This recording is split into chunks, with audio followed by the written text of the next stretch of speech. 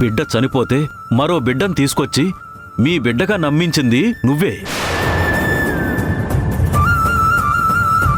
చివరికి రాని ప్రెగ్నెన్సీ వచ్చిందని శ్రీమంతం జరిపించుకుని మీ అత్తయ్యని మోసం చేసింది కూడా నువ్వే. మీ అత్తయ్య ఏదైనా తట్టుకుంటుంది కానీ మోసం చేస్తే మాత్రం ప్రాణం పోయినా తట్టుకోలేదు. అది కూడా కోడలివి.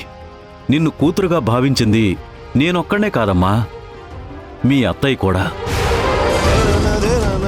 నీకింత గౌరవం ఇచ్చి నువ్వేం చేసినా వెనకేసుకొచ్చి మా ఇద్దరిని నువ్వు తప్పుదవ పట్టించి నీ మీదున్న నమ్మకాన్ని కోల్పోయేలా చేశావు. వాడిని చూడు, ఒక అసమర్థుళ్లా తల్లికి చెప్పుకోలేక భార్యని వదులుకోలేక నలిగిపోతున్నాడు.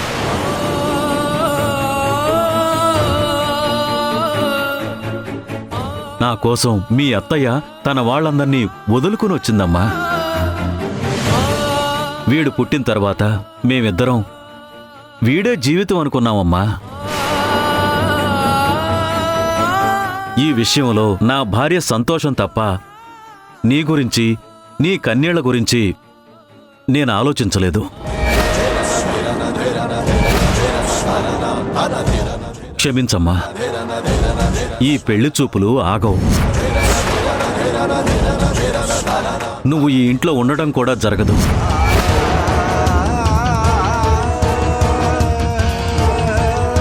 మీ అత్తయ్య ఖచ్చితంగా నీ ప్లేస్లోకి మరొక అమ్మాయిని తీసుకొస్తుంది.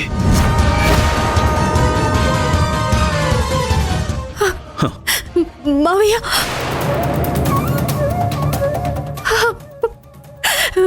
ఏమండి, ఏదో ఒకటి చెయ్యండి, నాకు భయం వేస్తుంది. నిజంగా నేను ఏమీ చెయ్యలేని నిస్సహాయ స్థితిలో ఉన్నాను. ఒక అసమర్థుడిగా మిగిలిపోయాను. అమ్మకి చెప్పుకోలేక, భార్యకి న్యాయం చెయ్యలేక, ఏదో ఉన్నానంటే ఉన్నాను అన్నట్లు ఒక డమ్మీ క్యాండిడేట్లా మిగిలిపోయాను. నన్ను క్షమించు వింధ్య. ఈ సమస్యకి ఎలా పరిష్కారం చూపించాలో నాకు అర్థం కావడం లేదు. ఏమండి,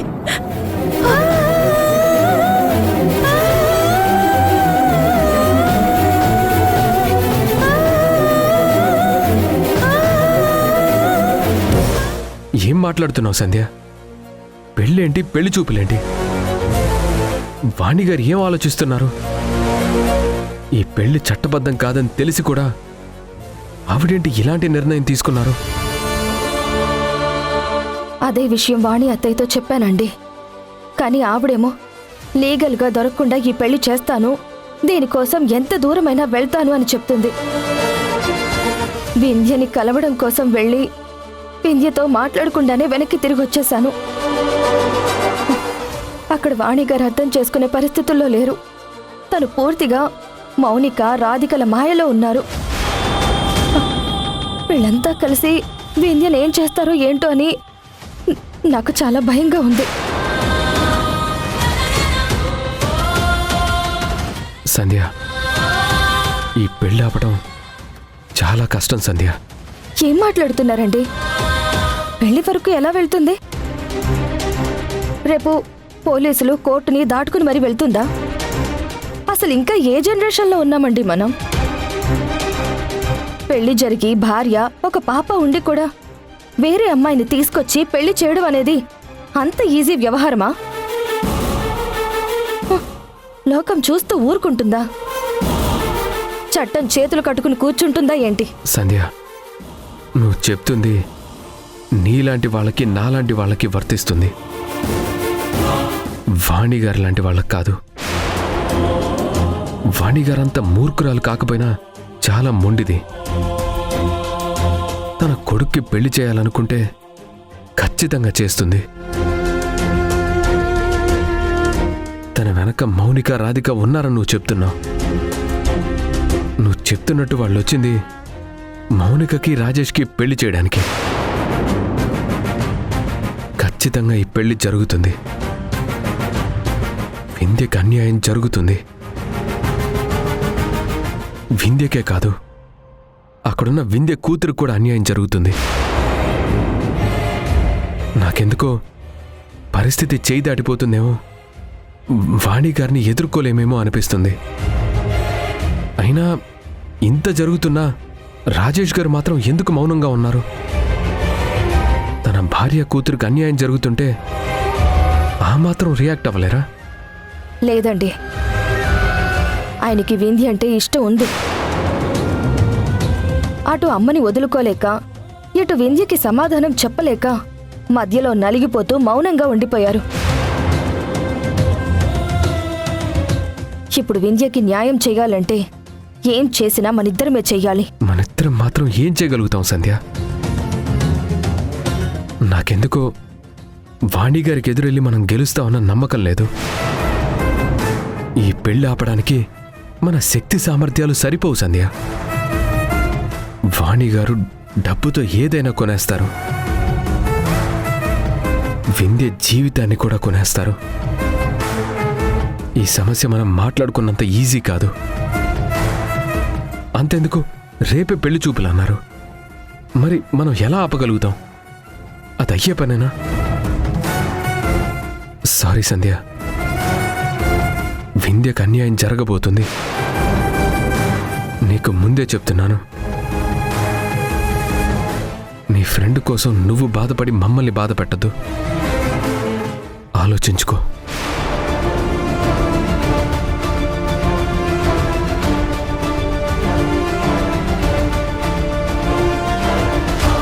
లేదు, రేపు పెళ్లి చూపులు జరగడానికి వీల్లేదు.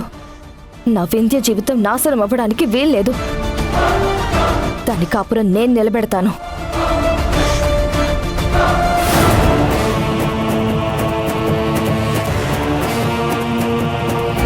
ఎట్టి పరిస్థితుల్లో ఈ పెళ్లి జరగనివ్వను.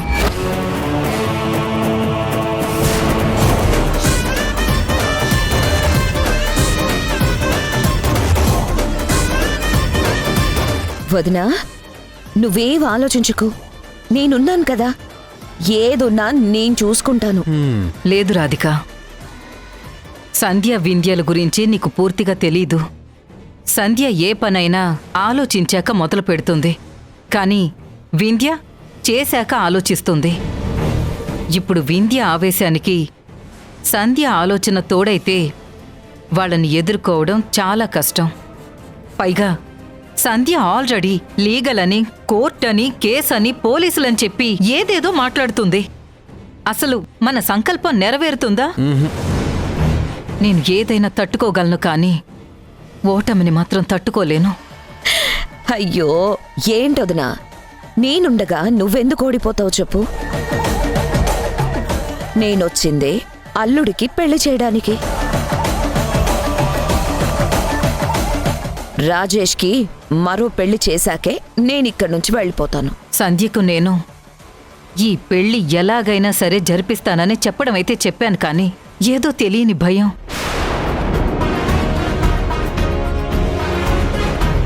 నిజంగా నేను నా మాట నిలబెట్టుకోగలనా?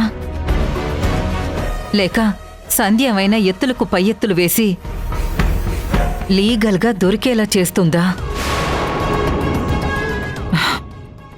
ఈ విషయంలో నేను చాలా భయపడుతున్నాను రాధిక. అదే జరిగితే లీగల్గా ప్రాబ్లం అవుతుంది కదా. వదినా, సాక్ష్యాలు దొరికితేనే కదా లీగల్గా ప్రాబ్లం అవుతుంది.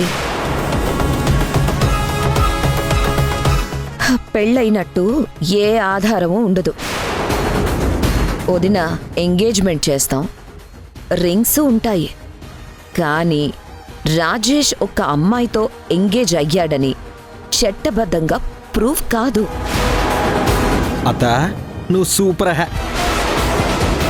ఇలాంటి పనికి మాలిన పనులు చేయడంలో మీరే దిట్ట. వాణిపిని గారు, మీరేం కంగారు పడకండి. మీరు చేతులు కలిపింది ఎవరితో? మా అత్తతో. చూడ్డానికి ఒంగోలు గిత్తలా ఉంటుంది, కానీ తన బుర్ర నిండా ఇలాంటి చెత్తే ఉంటుంది. ఎన్ని కాపురాలు కూల్చలేదు మహాతల్లి. మా అత్త తలుచుకుంటే మీ కొడుకు కోడల్నే కాదు, నిమిషంలో మిమ్మల్ని మీ ఆయన్ని కూడా విడగొట్టేస్తుంది. రై సన్నీ, పోరా ఇక్కడి నుంచి. వెళ్తాను. పో, యూస్లెస్ ఫెలో.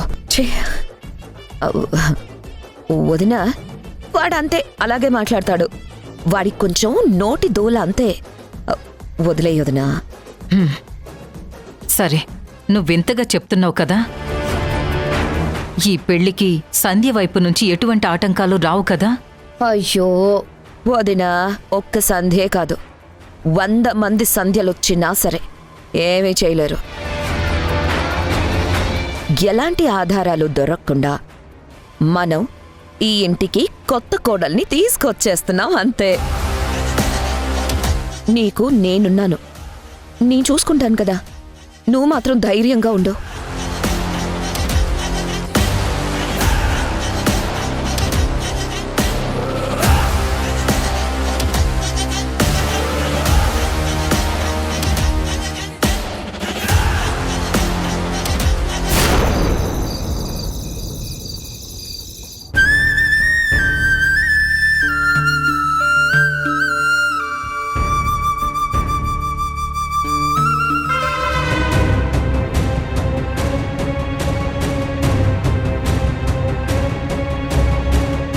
రాజేష్, లే, ఏమండి, పదండి.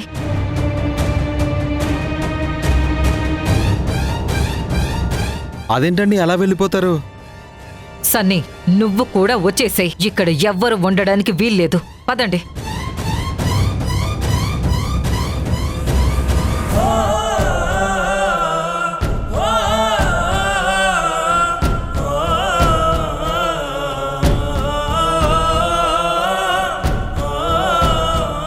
ఇదేంటండి తింటూ మధ్యలో వదిలేసి వెళ్ళిపోయారు? నీ దారిన నువ్వు వెళ్ళిపోకుండా వచ్చావు. మా బావ కూడా నీ వల్ల కడుపు మార్చుకోవాల్సి వచ్చింది. నీకు కొంచెమైనా మా బావ మీద ప్రేమ ఉంటే ఇక్కడ ఉండకూడదు. వెళ్ళిపో సిస్టర్. ఏంటే వెళ్ళిపోయేది? ఆవిడ రాజేష్ గారి భార్య. తన మెడలో రాజేష్ గారు కట్టిన తాళి ఉంది. వెళ్ళాల్సింది ఆవిడ కాదు, నువ్వు. చెల్లెమ్మా, ఇది ఇలాగే అంటుంది, దీని మాటలేం పట్టించుకోకు. ఈరోజు కాకపోయినా రేపైనా కోపాలు తగ్గిపోతాయి. వాళ్ళకి కోపం వచ్చిందని భర్తని, అత్తారింటిని వదిలేసి వెళ్ళిపోతావమ్మా? సన్నీ, నువ్వు నోరు మూస్తావా? నీకు అసలు పూర్తిగా ఏం తెలీదు. మా అత్తకి ఈవిడ మీద వచ్చింది కోపం కాదురా, అసహ్యం. ఈవిడ జేజమ్మ దిగినా ఇక మా అత్త ఈవిడిని నమ్మదు.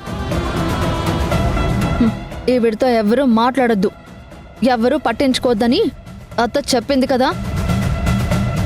ఎందుకు డిస్కషన్ చేస్తావు? పదా. సారీ చెల్లెమ్మా, రేపు పెళ్లి చూపులు అంటున్నారు. పరిస్థితి చూస్తుంటే నిజంగానే చేయి జారిపోయేలా ఉంది. ఏదో ఒకటి చేసి పెళ్లి చూపులు ఆపుకోమ్మా.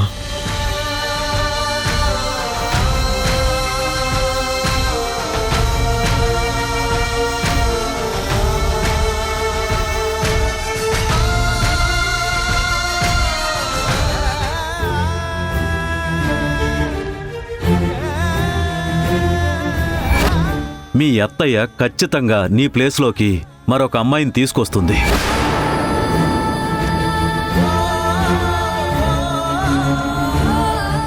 ఏవండి,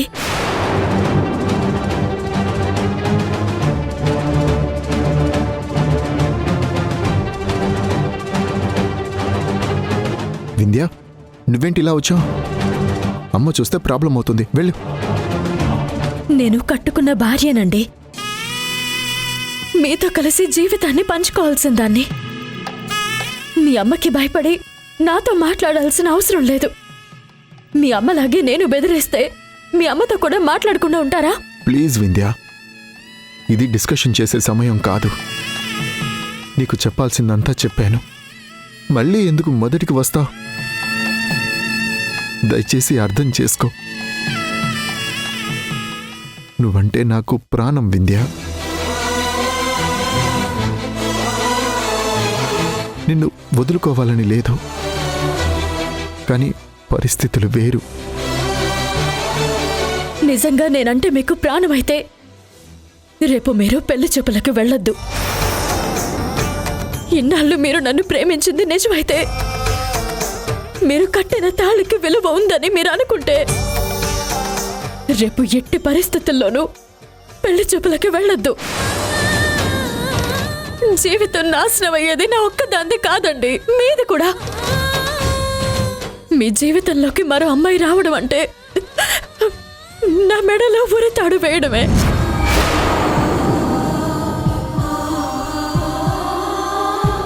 రేపు ఏం జరిగినా నా ప్రాణం పోతుందన్న విషయం మీకు తెలీదు. మీ అమ్మ మీ నాన్న దూరం అయిపోతారని మీరెంత భయపడుతున్నారో, అలాగే ఈ పెళ్లి జరిగితే నేను దూరం అయిపోతానని ఎందుకు ఆలోచించట్లేదు? ఎట్టి పరిస్థితుల్లోనూ రేపు మీరు పెళ్లి చూపులకు వెళ్ళడానికి వీల్లేదు. మీరు వెళ్తే మీ అమ్మలాగే నేను కూడా ఏ పెట్రోలు డీజిల్ పోసుకుని మాడి మసైపోతాను.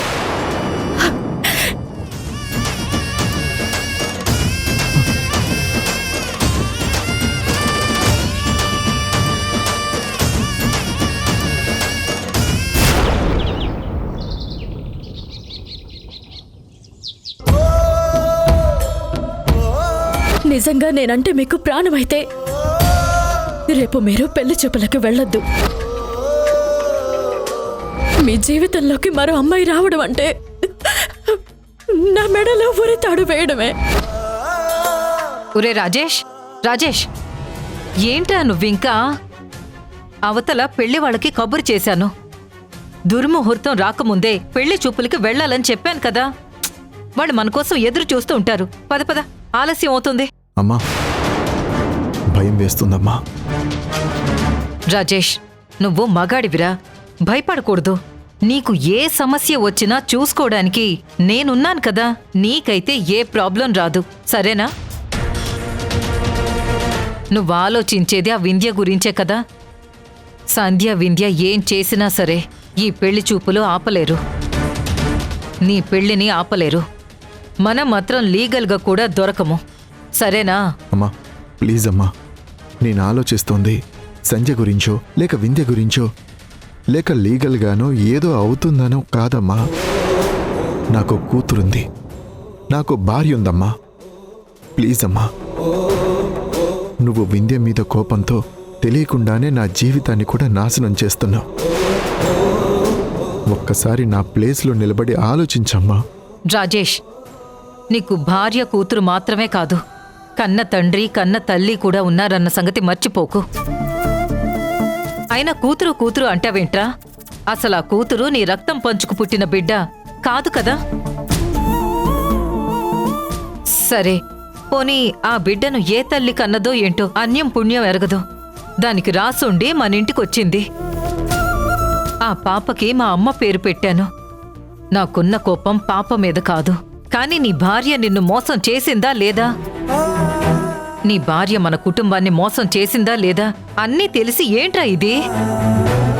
రాజేష్, నువ్వు లీగల్గా కోర్టుకు వెళ్ళి నా భార్య నన్ను మోసం చేసింది, నాకు వారసత్వం లేకుండా చేసిందని ఫైట్ చేసైనా సరే వింధ్యకి విడాకులు ఇవ్వొచ్చు.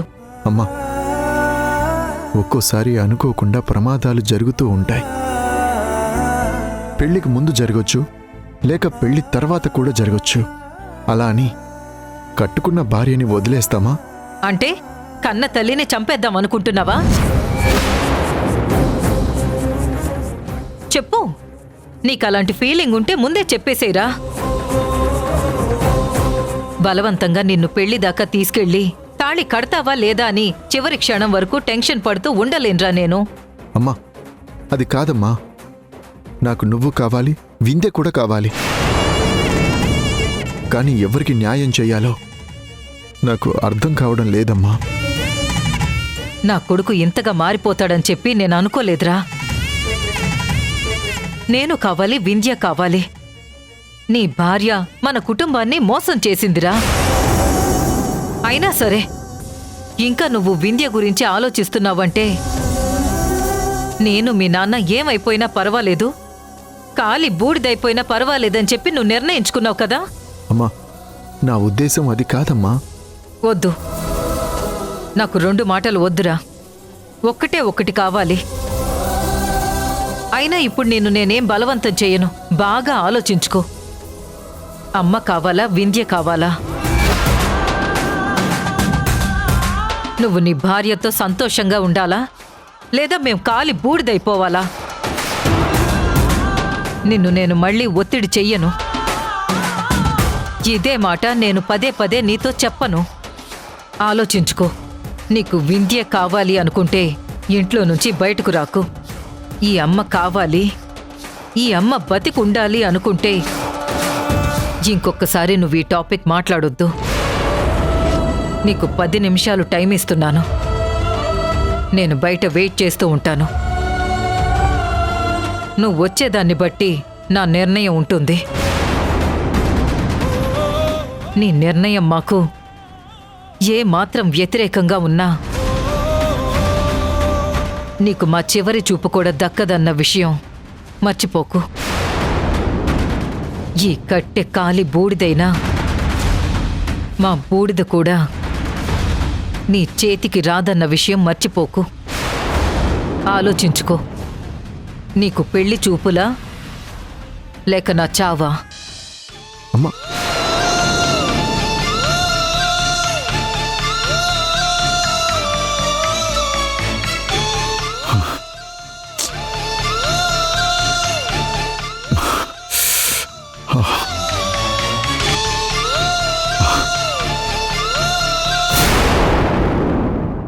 ఖచ్చితంగా ఈ పెళ్లి చెప్పులకైనా వెళ్తారు.